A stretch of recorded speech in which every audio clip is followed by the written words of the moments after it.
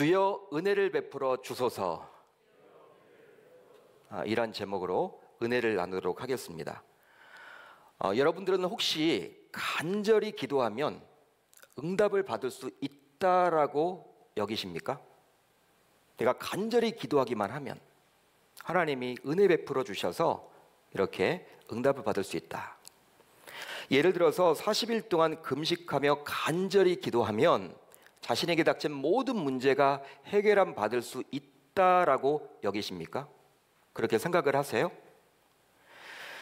즉 우리의 간절함과 열심이 부족하기에 그렇지, 간절함과 열심을 갖추어서 기도하기만 하면 반드시 응답을 받을 것이라고 생각하십니까?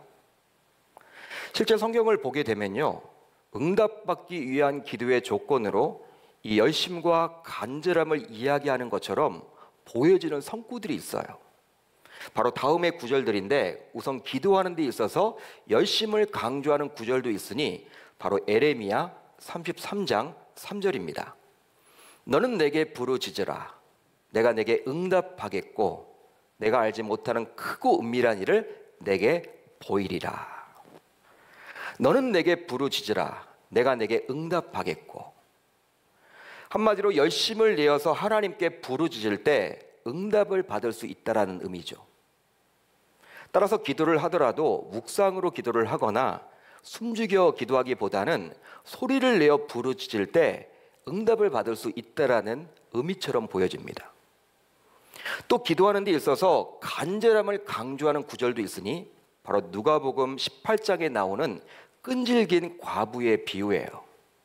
누가복음 18장 7절을 보면 이런 말이 나와 있습니다. 하물며 하나님께서 그 밤낮 부르짖는 택하신 자들의 원한을 풀어주지 아니하시겠느냐? 그들에게 오래 참으시겠느냐? 밤이나 낮, 즉 포기하지 않고 끈질긴 간절함을 가지고 하나님께 기도할 때 하나님께서는 응답해 주시겠다고 말씀해 주십니다. 실제 이런 성구들이 분명히 존재하죠, 여러분. 에레미야 33장, 누가복음 18장에 이런 구절들이 존재하기 때문에 우리가 아직까지 응답받지 못한 것은 열심과 간절함이 부족하기 때문이라고 여기기가 굉장히 쉬워요. 그러기에 힘들더라도 조금 더 열심을 내어 간절함을 가지고 매달리자고 독려받기도 합니다. 제 주변에서도요, 어떤 목사님은 저에게 이런 말을 하세요. 김 목사, 간절함을 가지고 한번 기도해봐. 목숨을 걸고 한번 기도해봐. 열심히 기도해봤어? 그렇게 하면 응답 받을 거야. 금식 기도도 한번 해보고 40일도 한번 나중에 한번 도전해봐. 이런 이야기를 막 하세요. 한마디로 기도에 있어서도 기성이면 감천이다 라는 논리가 그대로 적용되곤 합니다.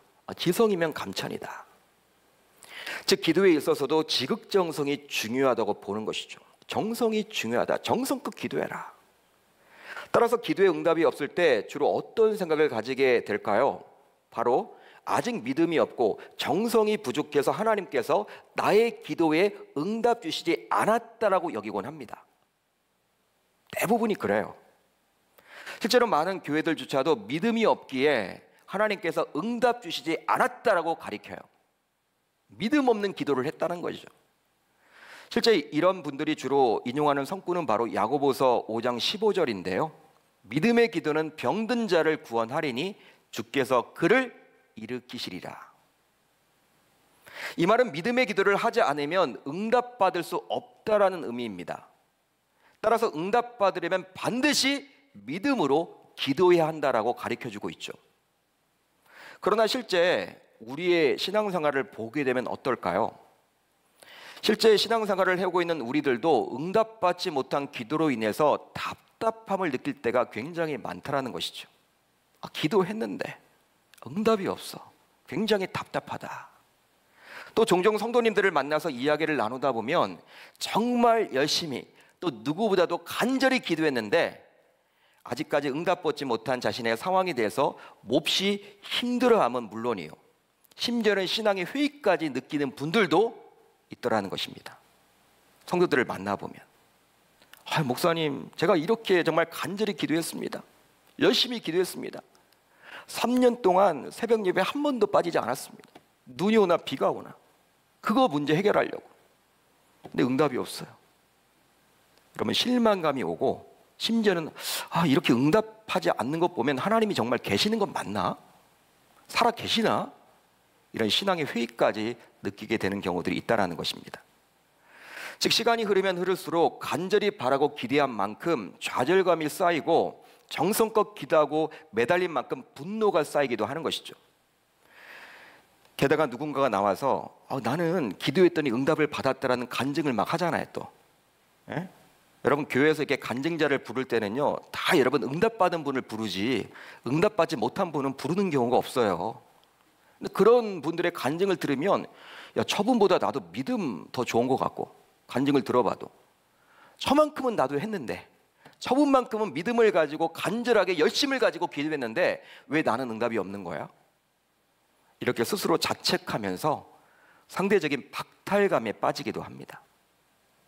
따라서 오늘은 우리가 잘 알고 있는 이 본문을 통해서 작년에도 제가 2번씩이나 설교를 했더라고요. 누가복음 본문을 가지고 누가복음에 나와 있는 이 본문의 병행 구절을 가지고 제가 작년에도 2번씩이나 설교를 했더라고요. 근데 이 본문을 통해서 너무 잘 알고 있는 내용이죠. 우리가 신앙생활을 해오면서 그동안 잘못 알고 무심코 해왔던 신앙의 관행에 대해서 한번 생각해 보려고 합니다. 신앙의 관행, 해왔던 방식대로 하는 거, 이걸 한번 우리가 정교해 보려고 그래요. 오늘 본문을 보게 되면 혈루병 여인의 이야기가 나오는데요. 그런데 이 여인의 이야기의 특징이 있습니다. 바로 무엇이냐면 바로 회당장 야이로의 이야기 중간에 이 여인의 이야기가 끼어 있다는 거예요. 여러분 독특한 구조 아닙니까?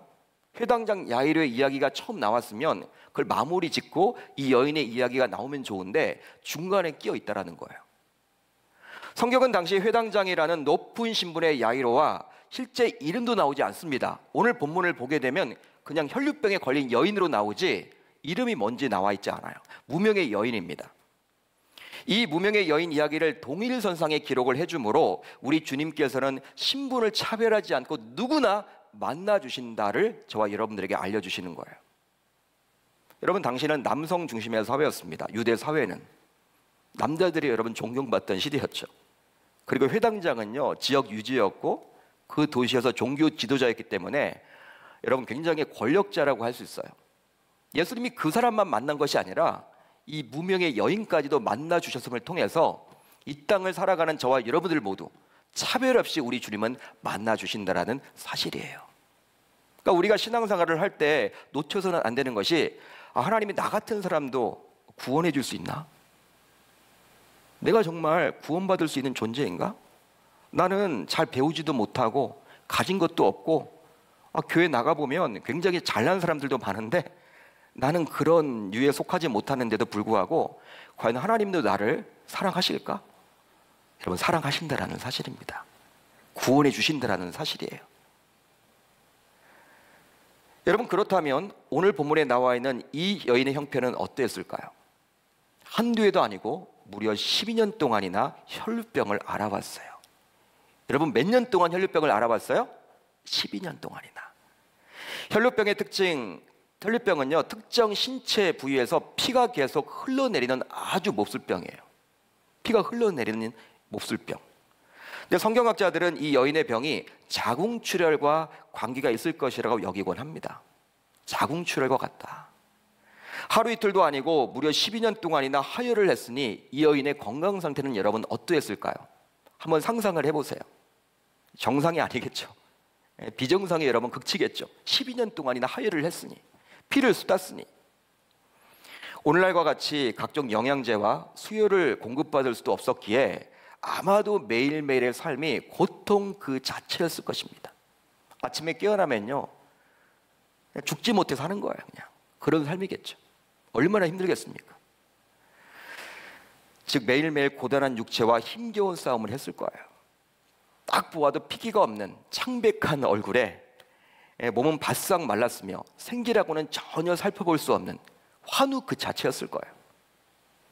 그렇지만 이 여인이 겪고 있는 육체적인 고통은 오히려 그녀가 겪었던 정신적인 고통에 비해서는 아무것도 아니었어요. 가벼운 것이라 할 수 있습니다. 왜 그렇습니까? 바로 당시 율법에 따르면 혈루병은 부정한 것으로 취급되었기 때문이죠. 부정한 병이었어요. 레위기 율법을 보면요, 이 유출병, 혈루병은요 바로 부정한 병이었습니다. 단지 혈루병에 걸린 자만 부정한 것이 아니라 그 여자의 손을 만지거나 그 여자의 옷과 접촉한 모든 사람을 다 부정하다라고 취급을 했습니다. 율법이 그렇게 기록이 되어 있어요. 그러다 보니까 여러분, 이 여인은요 같이 살질 못해요. 같은 공동체 사회 속에 속하질 못해요. 혈루병에 걸리면 성 밖으로 무조건 쫓겨나야만 했습니다. 강제 격리를 시키는 거예요. 요즘에 자가격리라는 말이 굉장히 유행하죠. 자가격리, 스스로 여러분 격리하는 거, 누가 시키지도 않아도 격리를 하잖아요. 자가격리를 해야 된다. 근데 이 사람은 강제격리예요. 강제격리. 이 여인은 쫓겨나는 거예요.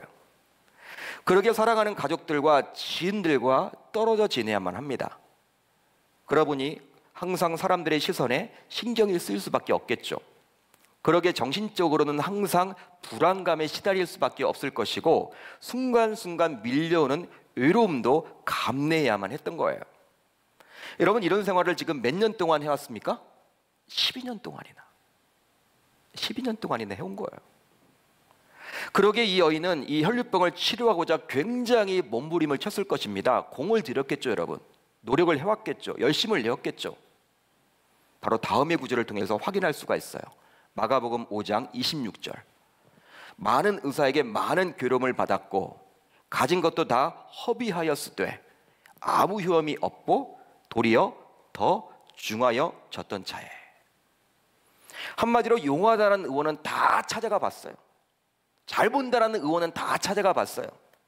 좋은 약은 다 먹어도 봤습니다. 그런데 어때요? 점점 병이 더 악화되는 거예요. 악화.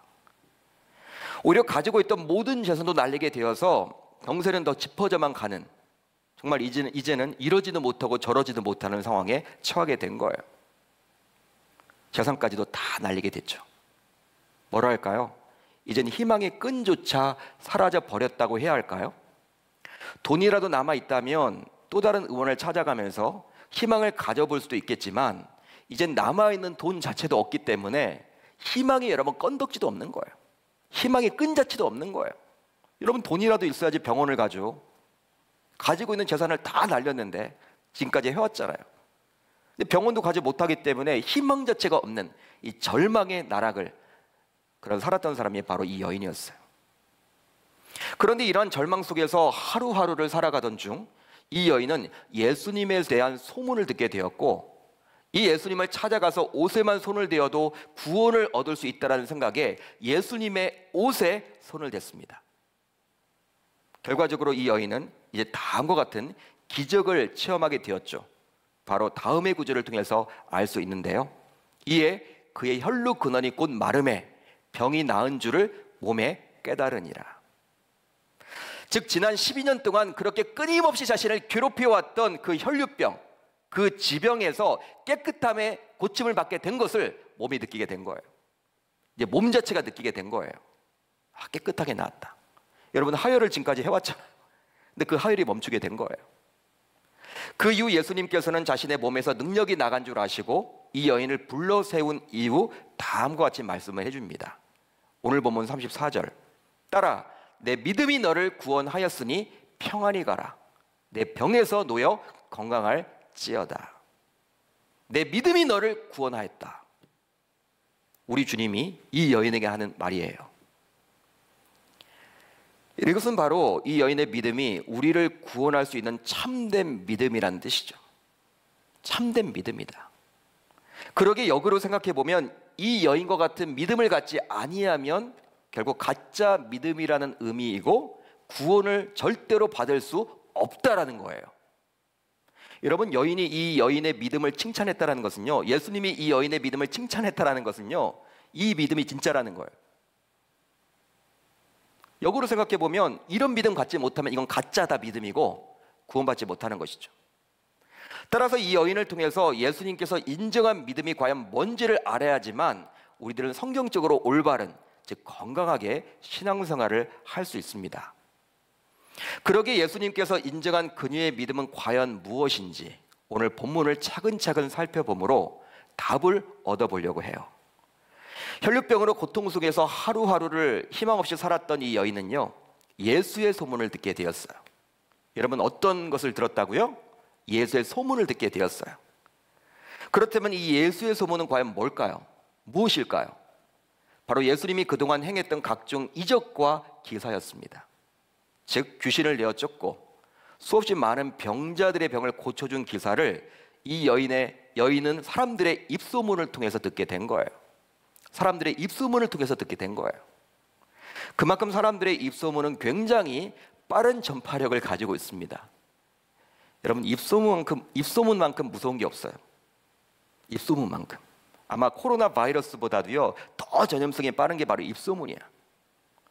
여러분, 우리가 종종 놀라는 것이 여러분 이렇게 추천으로 우리도 가보게 되죠. 음식점 같은데 가족들하고 외식할 때 음식점을 가보게 되는데 이렇게 여러분 교통이 편리한 곳만 있지 않잖아요.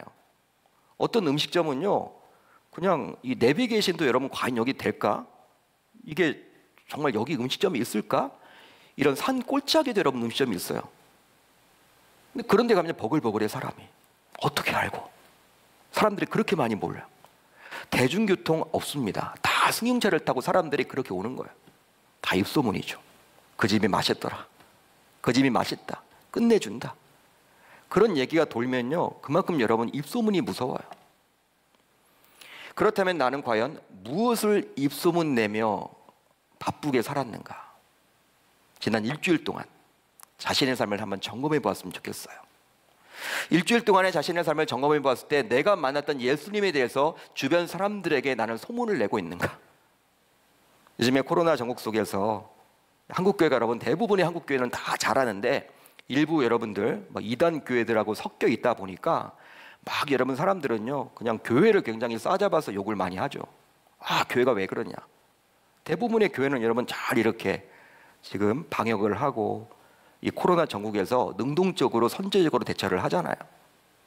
여러분, 그런 직장 동료들이 있으면요, 굉장히 마음 아파하고 힘들고 어렵고 위축되고 나는 특별히 예수 안 믿는 척 하고 다니지는 않나. 여러분, 그러나 한번 잘 보세요. 교회는 여러분 욕을 많이 먹어도 예수님은 욕을 안 먹어요. 여러분, 예수님을 전하셔야 돼요. 이럴 때일수록. 그리고 예수님이 가장 소중하게 여기는 것이 교회이기 때문에 나는 교회를 사랑한다. 그렇게 말할 수 있어야 하는 것이죠. 그분 때문에 우리가 이 교회가 존재하는 거잖아요. 나는 과연 지난 일주일 동안 무엇으로 입소문을 내고 다녔는가? 누군가의 좋지 않은 이야기를 전달하기에 바쁜 그런 입소문을 내고 살지 않았나?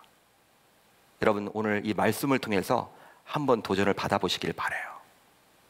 여러분, 만약에 이 여인이 예수님에 대해서 부정적인 것만 들었다면요, 예수님께 여러분 어떻게 찾아올 수가 있겠어요? 예수님은 귀신도 고치시고 귀신 들린 자를 귀신을 내어 쫓으시고 각종 이적과 기적, 병도 고쳐주시고, 야, 그분은 대단한 분이야. 당시 종교 지도자들과는 달라.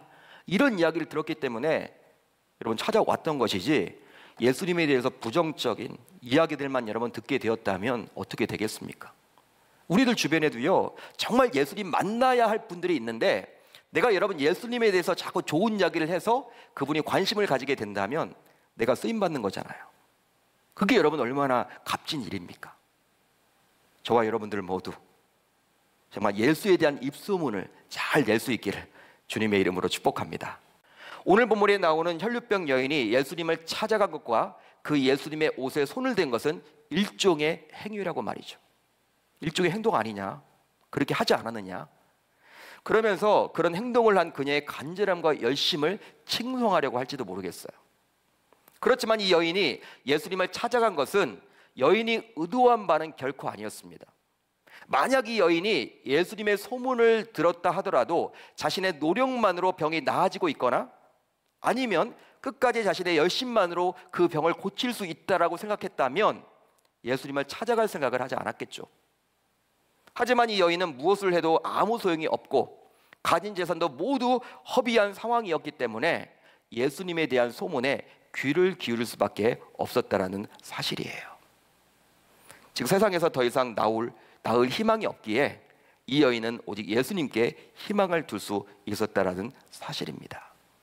그 이태리의 그 38세 된 그 의사도 마찬가지겠죠.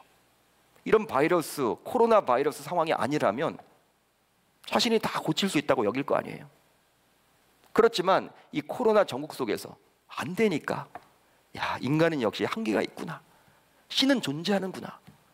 그렇게 부모님이 이렇게 교회를 매주 나가는 것을 굉장히 비웃었대요. 비웃었던 그 38살 그 의사가 이제 고백을 하잖아요. 하나님이 필요하다고. 따라서 인간의 힘으론 스스로 감당하기 힘들어질 때 우리들은 하나님의 은혜를 구할 수 있게 되는 거예요. 시편 123편 1절로 3절 상반지를 보면 이렇게 나와 있습니다. 우리 같이 한번 읽어봅니다. 시작. 하늘에 계시는 주여, 내가 눈을 들어 주께 향하나이다. 상전의 손을 바라보는 종들의 눈 같이, 여주인의 손을 바라보는 여종의 눈 같이 우리의 눈이 여호와 우리 하나님을 바라보며 우리에게 은혜를 베풀어 주시기를 기다리나이다. 여호와여, 우리에게 은혜를 베푸시고 또 은혜를 베푸소서. 여호와여, 우리에게 은혜를 베푸시고 또 은혜를 베푸소서. 시편 기자의 고백입니다. 이런 믿음의 고백이 저와 여러분들의 고백이 되어야 할 줄 믿습니다. 이제 말씀을 정리하겠습니다. 사랑하는 성도 여러분, 오늘 본문에 나오는 12년 동안 혈루병을 앓았던 이 여인과 같이, 또 이탈리아의 한 병원에서 코로나 바이러스와 사투를 벌이고 있는 줄리안 어반 박사와 같이 저와 여러분들도 극한의 위기 속에 놓여 있습니다. 극한의 위기 속에 놓여 있어요. 참, 우리가 여러분 생각해 보면 유럽이나 미국 하면 선진국 아닙니까? 선진국, 소위 선진국. 우리나라보다 잘 산다. 의료도 발달했을 것이다. 우왕좌왕하잖아요. 이 바이러스 하나 때문에 미국이 흔들려요. 유럽이 흔들려요. 지금 우리나라도 여러분 경제가 바닥이고 지금 전 세계가 여러분 나단이죠. 세계 대전급이에요. 세계 대전급. 극한의 위기죠. 그렇지만 이런 극한의 위기, 즉 인간의 힘만으로는 도저히 해결할 수 없는 상황이기에 오히려 우리는 오직 주님만이 하실 수 있습니다. 오직 주님 당신만이 이 문제를 해결하실 수 있습니다 라는 진짜 믿음을 갖게 된다는 거예요. 따라서 이 시간 이후로 이런 코로나19 상황을 바라보면서 오늘 본문에 나온 여인과 같이 자신의 무능력을 철저하게 깨닫고 주여 은혜를 베풀어 달라고, 주여 은혜를 베풀어 주소서, 은혜가 필요합니다, 당신만이 이 문제를 해결할 수 있습니다, 이렇게 고백해야 할 줄 믿습니다. 이제 우리들 모두 전 세계 이 나라 이민족에게, 한국 교회에게, 계명 교회에게, 우리 가정에게, 아니 나 자신에게 은혜를 베풀어 달라며 철저하게 낮아진 모습으로 주님께 나아갈 수 있기를 주님의 이름으로 축복합니다. 그게 바로 믿음이라는 거예요. 우리 주님의 칭찬한 믿음은 나를 내려놓고, 주님, 나는 할 수 없습니다. 당신이 이 문제를 해결해 주셔야 됩니다. 나는 할 수가 없습니다. 나는 은혜가 필요합니다. 그것을 여러분 우리 주님이 진짜 믿음이라고 이야기했다라는 거예요. 우리 사랑하는 계명교회 성도님들, 우리가 이제 고난주간을 앞두고 있고 또 부활주의를 앞두고 있습니다. 하나님께서 은혜 베풀어 주셔서 정말 우리가 부활절만큼은 마음껏 이곳에서 예배할 수 있는 그날이 올 수 있도록 간절히 마음을 모아주시면 좋겠고, 지금도 우리 주님은 하실 수 있잖아요. 그분만이 하실 수 있잖아요. 그분만이 이 코로나 전국을 잠잠하게 하실 수 있잖아요. 그렇게 여러분들이 자신의 무능력을 내려놓고 하나님 앞에 매달린다면 우리 주님께서 은혜 베풀어 주지 않을까 저는 생각을 해봅니다. 주님의 은혜가 필요합니다. 주여 나에게 은혜를 베풀어 주옵소서. 이렇게 고백하고 돌아가는 저와 여러분들 다 되시기를 주님의 이름으로 축복합니다.